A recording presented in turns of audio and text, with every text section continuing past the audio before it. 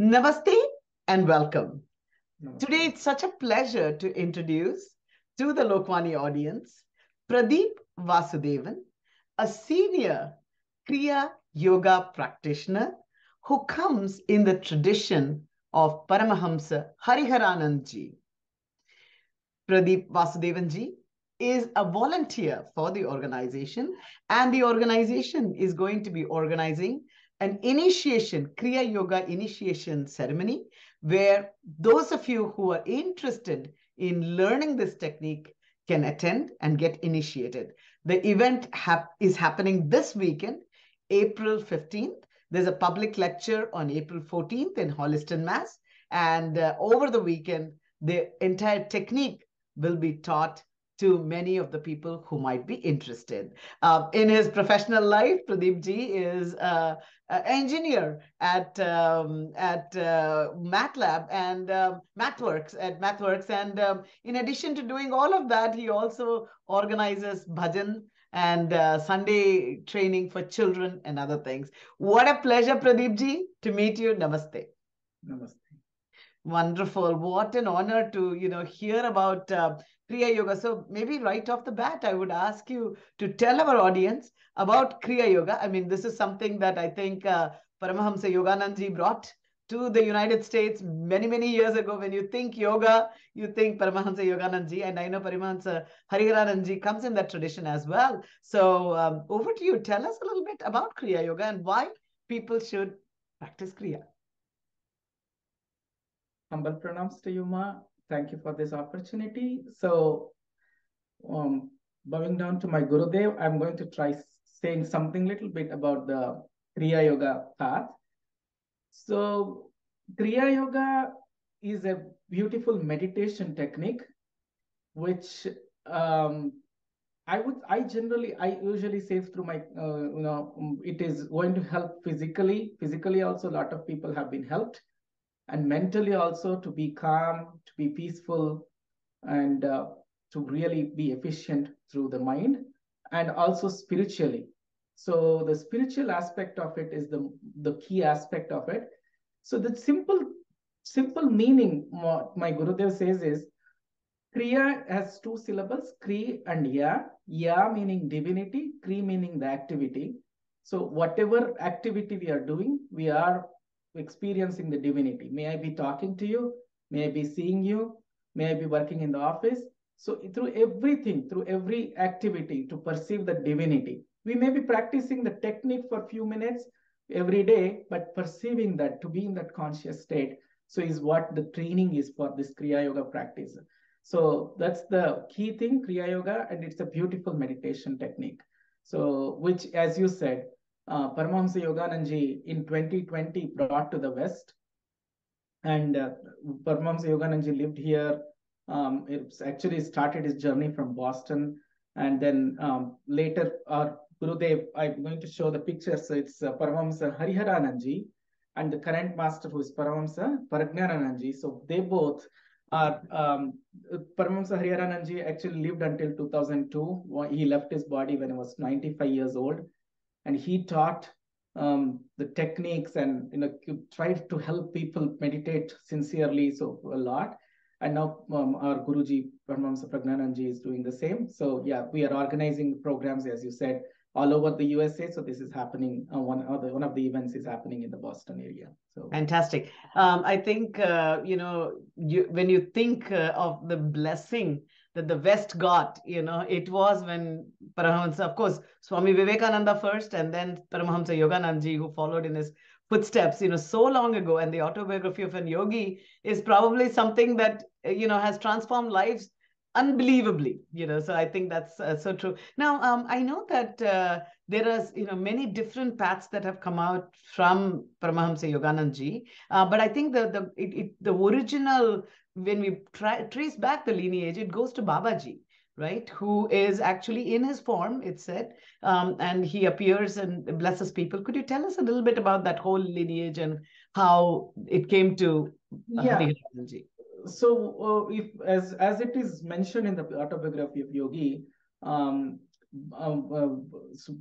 Mahashaya, so the second master in our lineage, is the chosen disciple who was a householder disciple, and he had 5 children. He was living in Banaras, in Varanasi, Kashi, and no one actually knew that he was a, like, as usual householder with the usual difficulties of the financial difficulties and other things, other challenges of the life, and no one knew that he is a great master there. And even his wife and children did not know that he is practicing something like that, but he was a great person, so everyone knew that much. That's it, there is something in that him. And later, slowly, like, there is a story how he was called by Babaji in Himalayas, and then he remembered his past life, and how he started practicing Kriya Yoga, and then he was a chosen disciple by Babaji to give this technique to the all the people in the world. So it's through the through him. So the actually it started again about 160 years ago, and even his wife and children later realized how great he was. And then there are so many stories which is already narrated in the autobiography of Yogi. So from him, there are many lineages. Again, his lot of his disciples, more very great disciples who realized. So they were all teaching Kriya Yoga in India. Even today, there are many schools of Kriya Yoga. So there are a lot of people who excelled in this path and they're teaching. So one of the similar lineages is our lineage, where the Sri Yukteswarji was the third master in our lineage, is disciple of Lahari Mahashaya. So my Gurudev Paramahamsa Hariharananji, whom I showed you, so he actually got his initiation, first level of Kriya initiation through Sri Yukteswarji. And then he learned in 1932. And then he happened to meet Yogananji when he visited India from West in 1936. He got his second Kriya from Yogananji. And subsequent Kriyas, there is Paramahamsa, there is Sanyal Mahashaya, so there is Satyananji. Satyananji is a childhood friend of Paramahamsa Yogananji, who used to play with him. He lived in the same street as where Yogananji lived. So he taught him third Kriya. And then there is the youngest disciple of Lahari Mahashaya, the second master, who is Sanyal Mahashaya, who was also a principal of Shantiniketan, of Rabindranath Tagore's Shantiniketan. Wow. So he was one of the great masters. He was teaching Kriya Yoga all over. So through the instructions of his master Lahari Mahashaya. Wow. So and then he apparently taught Gurudev 4th, 5th, and 6th Kriyas. And so Gurudev meditated so sincerely, like you can't believe. When I narrate, I don't have experience, but I can feel it. So much of sincere meditation for years and years. Through that, like his transformation, he transformed so many lives. He transformed himself and in so many lives. And one of them is our Guruji. And Guruji is our Paramahamsa Pragnananji is now helping all of us, through every step. So this is how the entire lineage has come. The unbroken lineage of realized masters. So, of course. So I think when I looked at your technique, I mean, God is kind. You were very kind to help me initiate as well. I see that, it involves, of course, breathing. That's a very important part, very unique part, and some physical exercises and meditation. So it seems like a very combined, holistic approach. And of course, the chakras are very important as well. Would you say in summary that that's a little bit of a holistic approach to things, or are there unique things that is true? It has, and each of those techniques, it may feel like there is some mechanical thing that's happening or manual thing, like physical thing happening.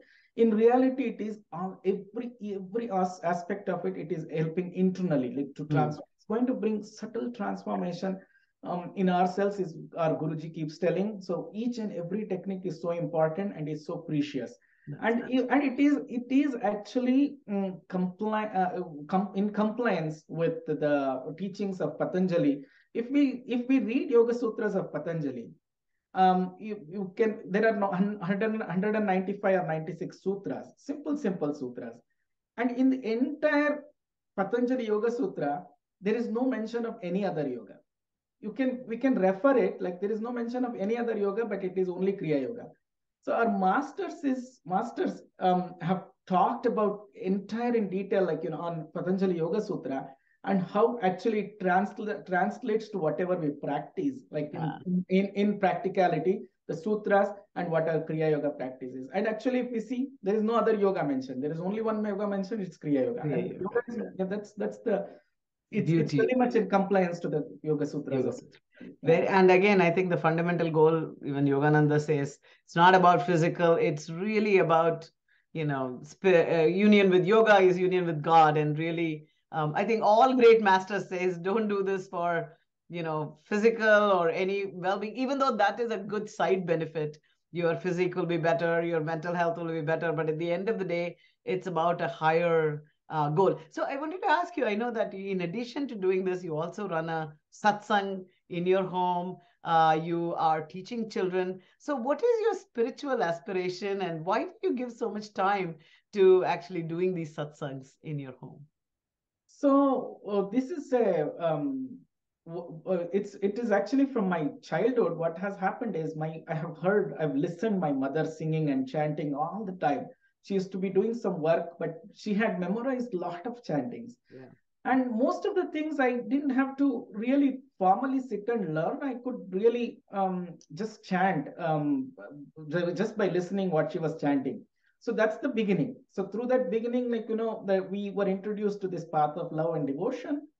And then I had I can say it's I'm so grateful. I had a neighbor whom I always remember. So their name is Nagraj and Pushpa. So I call Nagraj uncle and Pushpa auntie. It's the neighbor. So I'm very grateful to them. So they used to have the bhajan satsang that happened every Saturday, every week.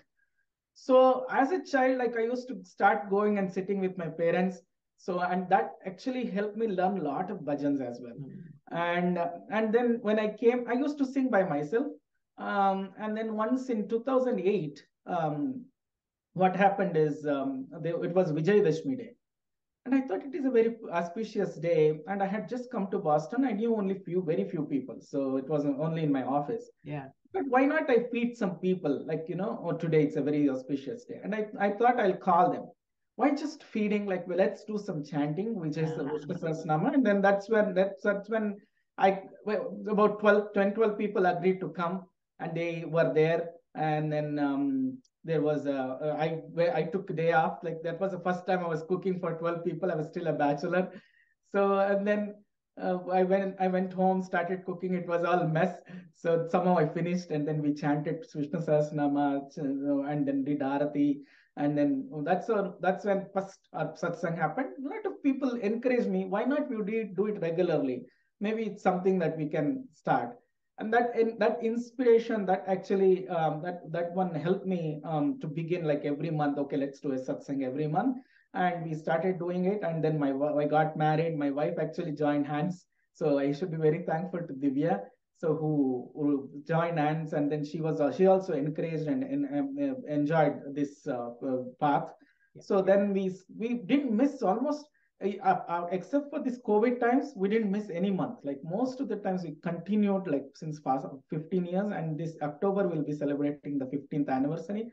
So many lives have been influenced.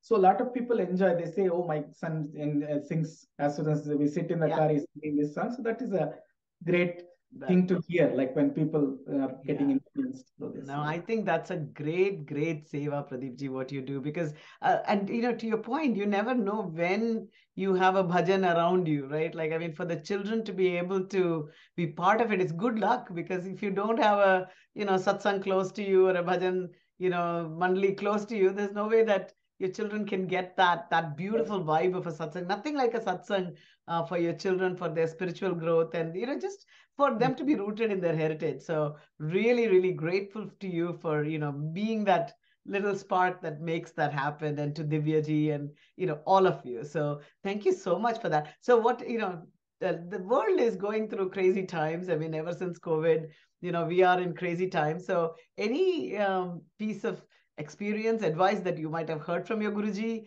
that you would like to share with our audience here today to live a better, more calm life? One is to generally like two aspects. So the key spirituality is of two aspects. One is the seva aspect, one is the sadhana aspect. Seva aspect is to support others, to help others as much as, like, not only me, everyone, like, so to help everyone as possible. Like, how I'll be happy, how I'll be comfortable. That's not the first thing that we should be looking at it in each and every step. So to look at how I can help others, how I can make others' lives better. So in that way, it will help me also. That's one seva aspect. And sadhana aspect is, yes, we need to practice. Either, like, if we are practicing the path of chanting, like, it is okay, a practice path of this meditation, so anything, so we have to practice sincerely. So what the reason why he insists on this, both seva and sadhana, because if you just do seva, no sadhana, like, not on practice, we can develop our ego, like, okay, I am doing this. So there is actually, when we do sadhana and seva together, going in hand in hand, so what happens is, we usually, nothing is done through me. It's just, I am just being an instrument. Yeah. It's all done through the gurus, all done through the God. So that is the thing. So that's why we have to practice. And one simple practice my Guruji keeps telling to all of us, whether we practice Kriya Yoga or not, simple, deep, long breathing. So we usually hear, like, when someone is tensed or something, so they say, oh, take a deep, long breath. They say, so deep, long breath for consciously for few minutes, it's going to help a lot. So that's, and it is going to help a lot to think in a proper way, Yeah. and to respond or act in a proper way rather than reacting to any other situation. That's what my Guruji keeps telling. So Wonderful, wonderful. Well, much hope for. I know you spent, and maybe that also you can talk about, because I know you went to Puri Jagannath, where your ashram is, Guruji's ashram is, and I think you spent about 6 weeks there, if I'm not yeah, mistaken. I spent quite a good amount of time this time. Usually, I go there every year. So most of the times, like, it's again, rather than me saying I go there, so it's Guru's grace takes me there. And this time I got opportunity to be there for few more weeks than every other year. So there was a training that was going on. So it's a very good routine when you go to the ashram. So there are multiple meditation sessions, and there is a discourses, and then so it happens here also in USA. In USA, we have an ashram in Miami, Chicago, Seattle, Denver, and Texas. So beautiful ashrams. So all Guruji visits once or twice a year. So and actually in month of May, he's visiting all these ashrams. So we have in ashram, so there is a routine, like, where we meditate for a couple of times, and eating very good food, sattvic food, like, really nourishes us to be to focus on what we want to do. And it was nice, like, the ashram is very close to the Puri temple, to get to have darshan of Lord Jagannath couple of times. So it's all nice. And apparently this year we had a in the place where our Gurudev Hariharananji is born. He's born in West Bengal, in the Nadia district, where Chaitanya Mahaprabhu is also born. Yeah. In the village called Habibpur. His ancestral property was given to our ashram, so where we constructed a very big temple there in honor of Gurudev. And then that opening was their opening ceremony. A lot of people joined from all over the world. So thousands of people from all over. So, and it was a very good ceremony. So I could participate in that one as well. Wow, I think Bengal has given so many amazing people to the world. I think Mother India herself has given so many amazing people to the world. And so I am so glad to hear about this. And that's great to know that there are ashrams in the US as well. And I think what you said is very beautiful, that if you go to a retreat like you have this weekend, then there is a routine, there is a commitment to doing the meditation, in time, and doing it and practicing it well. So very happy to hear, and I see why you recommend people come. So I guess we have a website that we can put on the video for the initiation, or I can put your email address on the video so that people can contact you for more information about the initiation. Does that make sense? That makes sense. Okay, fantastic. Well, thank you for taking the time, Pradeep ji, and with your blessings, hopefully a lot of people can make use of the Kriya Yoga initiation that's happening this weekend and transform their lives through it. So thank you so much. Jai Guru. Jai Guru. Jai Guru.